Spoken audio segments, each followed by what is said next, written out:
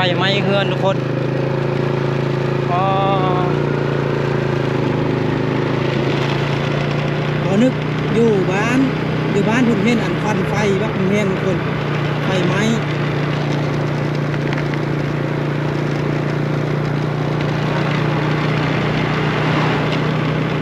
ไฟไม่เฮือนเพราะว่าไม้ยนวันปั๊มน้ำมันว่าสั้นทุกคนโอ้ไฟลุกแห้งทุกคน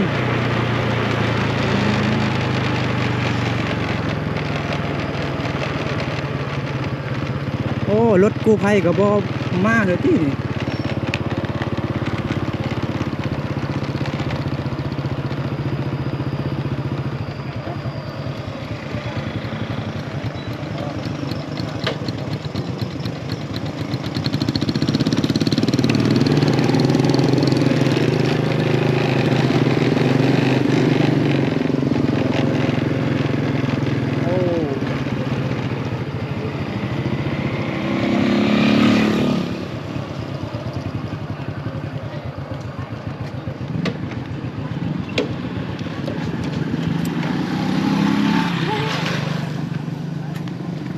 โอ้โถรถกู้ภัยบ่มาสัมบ่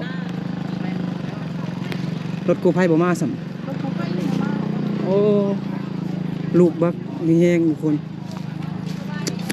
อ๋อแห้งไว้อยู่มันเป็นอันนั้นปั๊มน้ำมันทุกคนเนาะ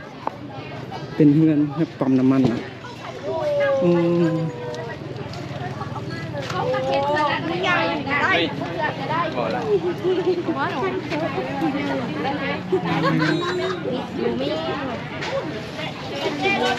มันไหม้ด้นหรอบ่ฮะ เดินแล้ว ด้นเหรอได้จักชั่วโมงเหรอ หมดชั่วโมงไปแล้ววะ ชั่วโมงกว่าเหรออ๋ออยู่บ้านเมืองเพียงแขวงสัญบุรีอ๋อไหม้ดีขนาดเลยเนาะกระเบื้องทุกคนอืม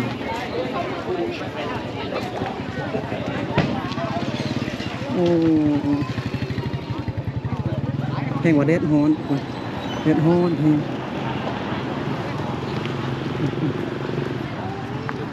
คนมาเต็มเนาะรถกู้ภัยกับมาปะนี่ปั๊มน้ำมันทุกคนเนาะเป็นปั๊มน้ำมันนะเมืองเพียงแขวงสัญบุรีสปปลาวเหนือโอ้แห่งว่าเด็ดฮ้อนทุกคนยังบ่ทันฮู้แต่ว่ามันเป็นอย่างไรคือแบบนี้แห้งว่า ตังจิ เขาตั้งจิ เขาจิมันลาไปหาคืนแมง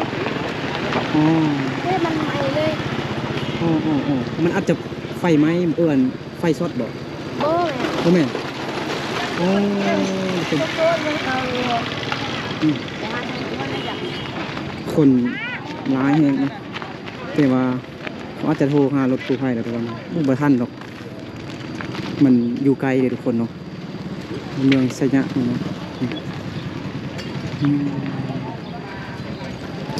ยันต้นไม้ยันไม้เงื่อนอันข้างๆเนาะทุกคนเนาะต้นนี้ยังบ่ฮู้ว่าสาเหตุมันไหม้ย้อนหยังหั่นน่ะทุกคนเนาะนี่คนเต็ม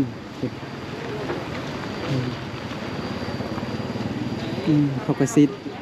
ยันมันไหม้เงื่อนอันนี้ทุกคนเนาะโอ้ใหม่บักดีๆโอ้เฮือนหลังใหญ่ทุกคนโอ้เสียดายแฮะจังหวะอากาศร้อนทุกคนเนาะฝนตกมากับใครแดคืออัน4-5-6 มื้อล่างนี่นะทุกคนฝนตกตลอดเนาะแต่ว่าได้2-3 มื้อนี่แดดร้อนทุกคนแดดมิดแดดเนาะ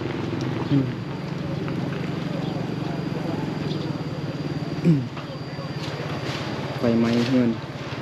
หลังบักใหญ่ๆเขาไปซีดนำใส่เงินหลังนี้ยันมันลามมาคนยันไหม้เฮือนหลังนี้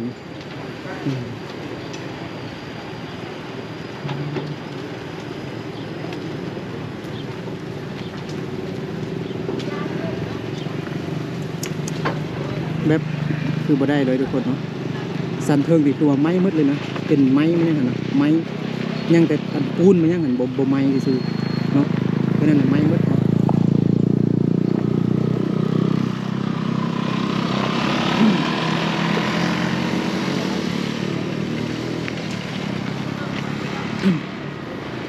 ไม้ได้ชั่วโมงกว่าแล้วทุกคนเนาะ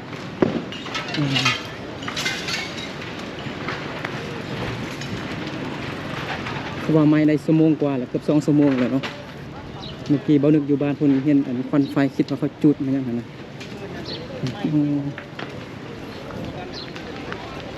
ไม่แบบดีนะทางเพลิงสันซ่องแห่งใหม่เบิด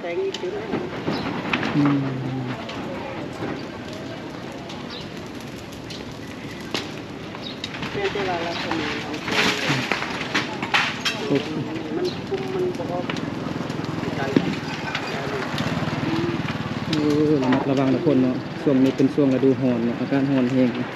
คนตรงเลยระมัดระวังการใส่ฟืนใส่ไฟ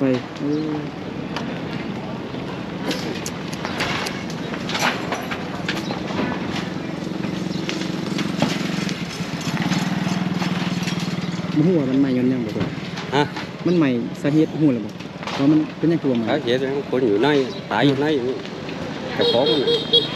ฮะ กระของมันตายอยู่ในน่ะ ตัวนี้นะ แบบล็อกประตูเราขาตัวตายเราสาเหตุไฟน่ะ โอ้เราต้องจูดบ่ ฮะ บ่แม่นเราต้องจูดบ่ดึงเลยบ่แม่น สงสัยเราต้อง เราต้องจูด เราตายมือนี่ โดย แบบขาตัวตายเรา คนลุกหมดเดี๋ยวคือได้ยินลุงเว้าทุกคนเนาะแต่ก็บ่ชัดเจนเถอะเนาะได้ยินอันเราตั้งจูดว่าซั่นทุกคนเนาะแบบเราล็อกห้องแล้วเราได้ยินลุงเมื่อกี้ว่าอันมีคนเสียอยู่นั่นหั่นแต่ยังบ่ฮู้สาเหตุของมันแม่นแท้บ่หรือว่าจังไดนะคือคนก็มาเต็มเนาะบ้าน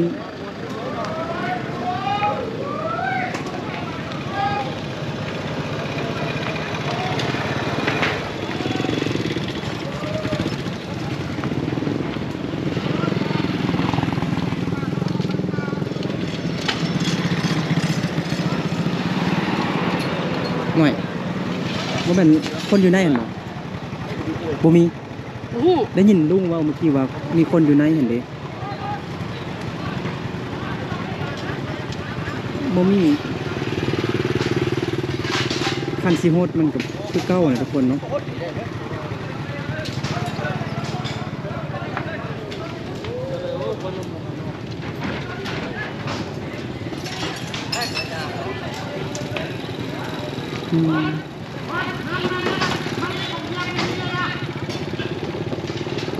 โอ้ยมันลังคุณยายทุกคนเนาะ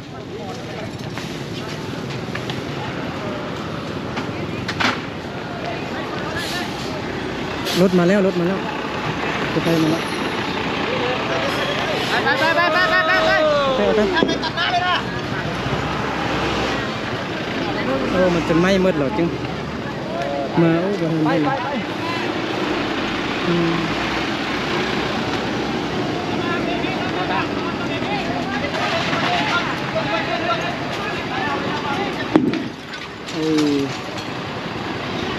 สันซ่องเนี่ยไม้บัดดีๆเลยเนี่ยมันเป็นไม้ไล่ขึ้นไล่อ่ะนะน้ำมันก้นปนน้ำมันก้น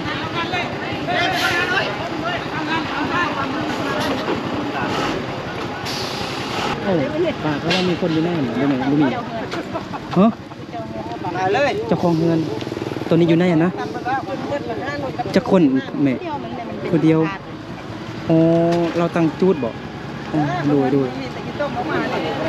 ดูสบายดี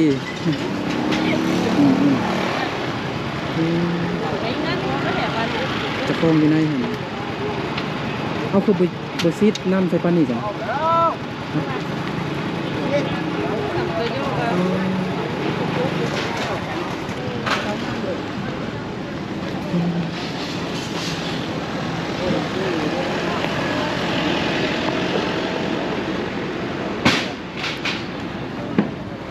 คนเต็มเลย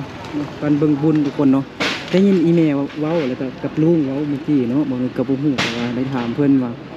ว่ามีอันเจ้าของอันเฮือนนะเจ้าของบ้านอันอยู่ในตัวนี้ทุกคนเนาะแบบเรา เป็นเขาว่าเป็นอัมพาตบ่แบบเราตั้งจุดเขาว่าจังซี่ทุกคนเนาะเขาว่าเราตั้งจุดว่าซั่นเนาะอืมอืมรถก็มาเป็นยังคือเขาบ่ฮดปานนี้งงอยู่กับรถกู้ภัยทุกคนรถอันฮดน้ำรถซิดรถดับเพลิงคือบ่ซิดน้ำใส่ปานนี้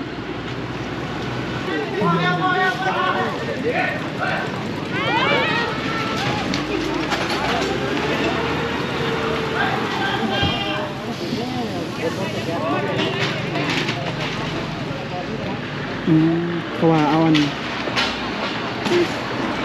จะพ้องเฮือนออกมาแล้วทุกคนนะ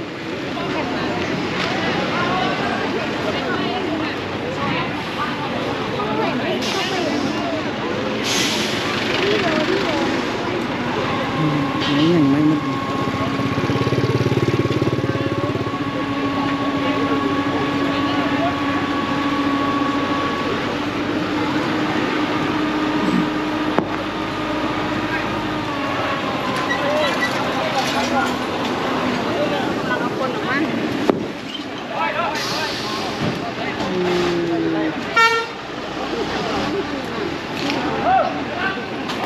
เอาออกเลย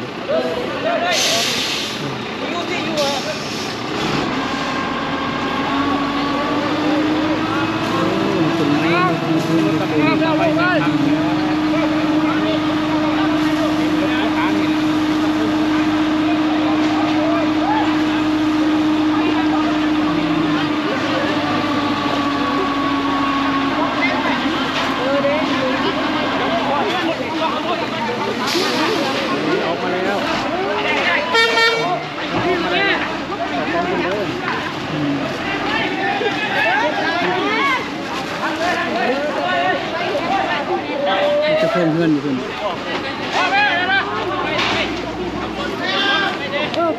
โอเคไป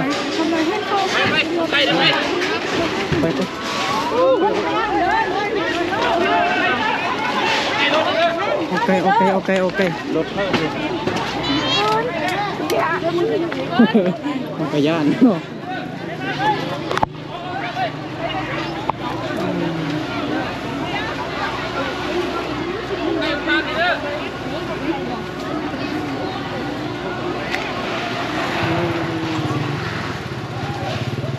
จะพ้องเฮือนเป็นผู้ชายคนเนาะเราเอารถเข้าเอารถกูใครโอ้ยเบานึกกับเบาลีนพันกันเราทุกคนยังสั่นอยู่เนาะคนลุกมั้ย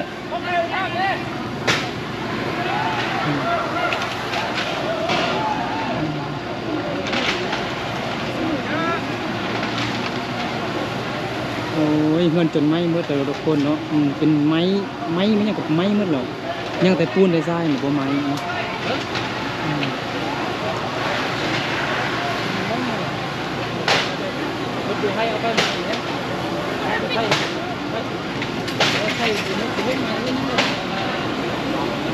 แบบคนอยู่นั่นกับโบเห็นอันไม้เนาะได้ยินอายคนเราอยู่ข้างล่างทุกคนเนาะโบเห็นอันเจ้าของเฮือนแบบสลบเนาะเอาไปห้องหม้อแล้วตอนนี้ทุกคนเนาะรถกู้ภัยมาฮับเอาเมื่อกี้เนี่ยทุกคนเนาะโอ้ตอนนี้บ่นึกคนลุกทั้งโตเลยตอนนี้นะ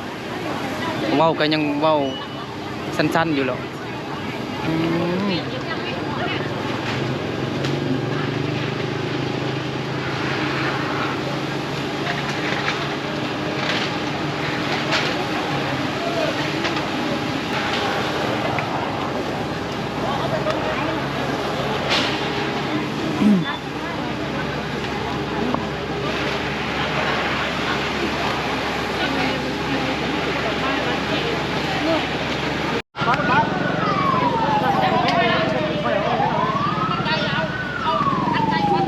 รถกู้ภัยมาอีกคันหนึ่งเลยทุกคน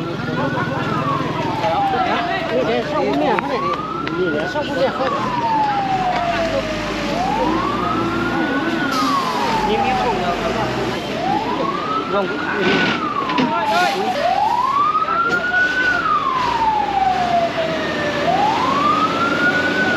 อันนี้คือไปโคดับลงไปแล้วทุกคน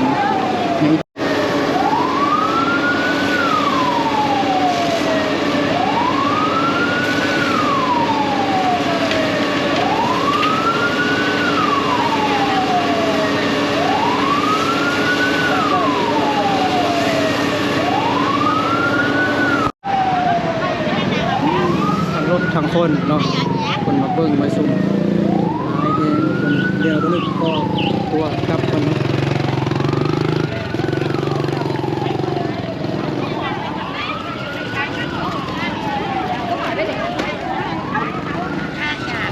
ตอนนี้คือไฟดับแล้วทุกคนเนาะ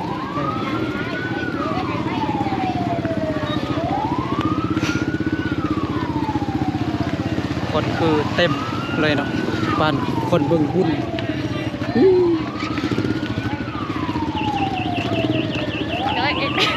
สบายดีบ้านคนเบิ่งบุญชงเฮือเนาะลายแห้งบ่แม่นเจ้าของอยู่ในบ่ เขาออกไปแล้ว เขาไปแล้วอ๋อเราตั้งจุดเองบ่เราตั้งจุดเองบ่โอ้เลยเดี๋ยวโอ้คนหนาวลุกหมดทุกคนเนาะเดี๋ยวบ่ดึกขอตัวกลับก่อนตอนนี้คือไฟดับแล้วเนาะเขาว่าเราตั้งจุดเนาะบางคนก็ว่ามันไหม้เองนะ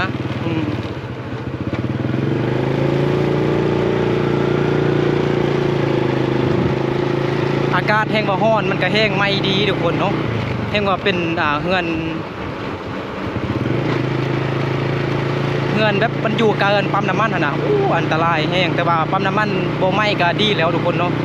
ย่านแต่อันปั๊มน้ำมันนั่นไหม้เนาะกันปั๊มน้ำมันไหม้แห้งลุกแห้งทุกคนเนาะตอนนี้ก็ยังคนหน้าลุกอยู่บ่ดึก